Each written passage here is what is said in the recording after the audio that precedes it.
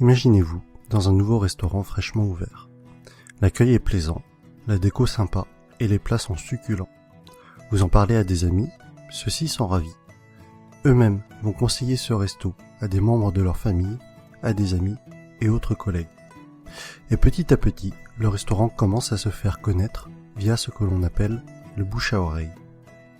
Dans la majorité des cas, le restaurant ne vous aura pas payé un centime, ni même adressé un remerciement, alors que vous êtes à l'origine de peut-être plusieurs dizaines de clients, car tout cela s'est fait naturellement et de manière transparente.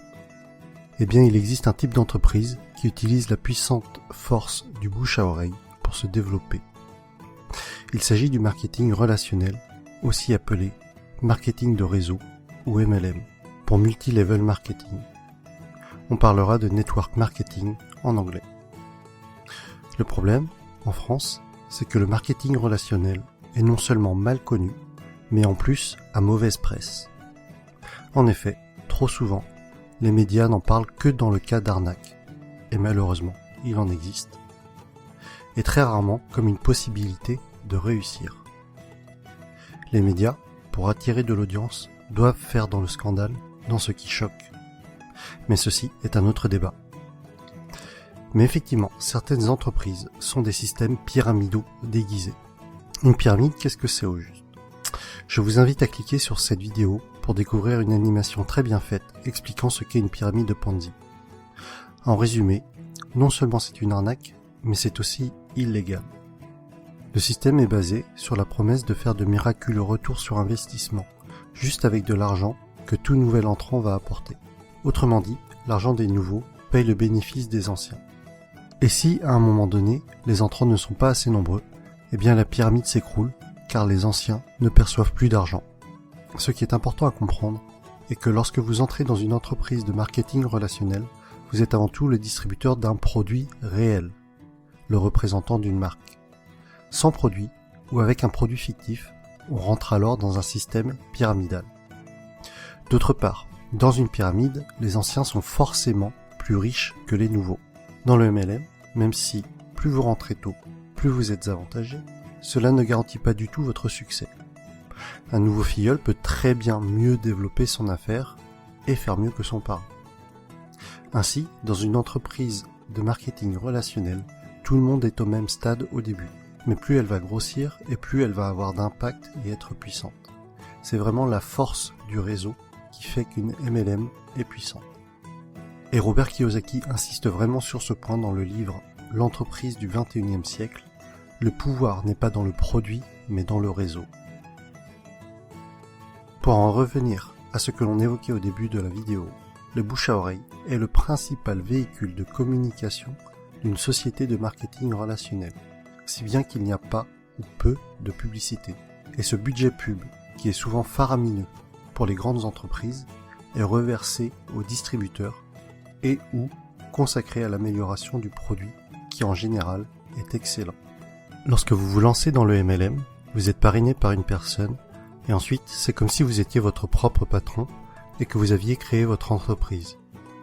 Votre but et votre source de revenus vont être de deux types. Soit en parlant du produit autour de vous et en le revendant, soit en parrainant d'autres personnes qui elles-mêmes vont devenir distributeurs.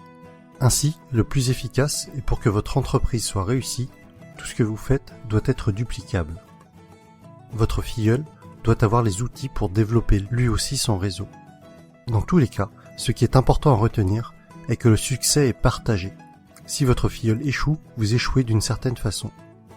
Votre succès est complètement tributaire du succès des personnes que vous aidez, de vos filleuls et des filleuls de vos filleuls. L'accent doit être mis sur le déploiement de votre réseau et pas sur les ventes directes. Ainsi, ceux qui réussissent le mieux en MLM ne sont pas les vendeurs ou les commerciaux, mais plutôt les personnes pédagogues, les profs et les formateurs. Et personnellement, autant je trouve la réussite personnelle gratifiante, autant aider les autres à réussir l'est encore plus. Autre sujet que je trouve intéressant, c'est que votre entreprise grandit avec vous. Vous gagnez de l'argent en apprenant et en appliquant les méthodes de vos parrains et de votre upline. C'est le terme indiquant les personnes antérieures à vous dans la vie du MLM. Autre point fort du marketing de réseau est que pour devenir distributeur, cela demandera en général un faible investissement financier au départ, contrairement à la majorité des créations de nouveaux business. Aujourd'hui, si vous comptez ouvrir une franchise du type McDo, Subway ou Starbucks, il vous faudra probablement plusieurs centaines de milliers d'euros, alors qu'en MLM, cela vous demandera la plupart du temps quelques centaines d'euros. Ensuite, tout est préparé pour vous. Vous allez avoir votre propre boutique en ligne, tout un tas de plans de formation pour vous, mais aussi pour vos filleuls, ainsi que différents kits de présentation. Un autre point essentiel, et qui pour moi m'attire beaucoup, les entreprises de marketing relationnel offrent des paliers au niveau de leur plan de compensation. Pour être plus précis, à partir d'un certain nombre de filleuls, et sans compter les éventuelles primes bonus, vous allez toucher un revenu résiduel, encore appelé revenu hors exploitation, c'est-à-dire un revenu passif. Les bonnes MLM sont donc de formidables véhicules vers l'indépendance financière de fait de ce revenu passif engendré par le parrainage d'autres personnes. Je rajoute que les MLM sont un type d'entreprise qui a une croissance des plus fulgurantes à l'échelle mondiale ces dernières années. Aux USA, ça a vraiment explosé depuis les années 90. Et avec Internet, c'est encore plus facile d'augmenter son réseau qu'auparavant. De plus, c'est une activité que l'on peut tout à fait démarrer sur notre temps libre pour un revenu complémentaire au début. Il faudra alors se déclarer en auto-entrepreneur avec le statut de VDI, c'est-à-dire vendeur à domicile indépendant. J'insiste tout de même sur le fait de bien vérifier un certain nombre de points avant de vous engager dans une entreprise de marketing relationnel, afin de ne pas tomber sur une pyramide Ponzi déguisée. Voici le type de questions qu'il faut vous poser avant de vous engager dans une entreprise de ce type. Est-ce qu'il y a des bureaux réels? À quels endroits géographiques? Se trouve-t-il dans des paradis fiscaux? Quel est l'historique de l'entreprise? Quelle est la réputation de cette entreprise? Quels sont les avis d'autres personnes sur celle-ci?